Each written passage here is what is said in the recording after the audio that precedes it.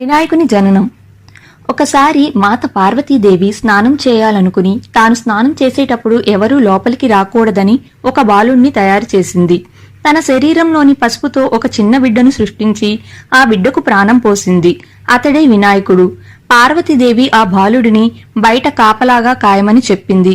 ఆ సమయంలో శివుడు అక్కడికి వచ్చి లోపలికి వెళ్లాలని అనుకున్నాడు. కాని బాలుడు ఆపేశాడు. ఎవరో తెలియని ఆ బాలుడు తన తండ్రినే అడ్డుకున్నాడు. కోపం వచ్చిన శివుడు తన త్రిశూలంతో ఆ బాలుడి తల నరికివేశాడు. పార్వతీదేవి బయటకు వచ్చి ఈ ఘటన చూసి చాలా దుఃఖించింది. తన బిడ్డను మళ్లీ బతికించాలని అడిగింది. అప్పుడు శివుడు తన గణాలను ఆజ్ఞాపించాడు.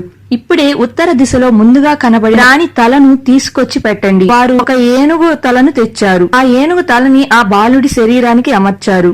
ఇలా ఆ బాలుడు మళ్లీ ప్రాణం పొందాడు. శివుడు ఆయనకు గణపతి, వినాయకుడు, విఘ్నేశ్వరుడు అనే పేర్లు ఇచ్చి అందరికంటే ముందు పూజలు అందుకోవలసిన హక్కు ఇచ్చాడు. అప్పటి నుండి వినాయకుడు విఘ్నాలను తొలగించే దేవుడిగా ప్రసిద్ధి చెందాడు.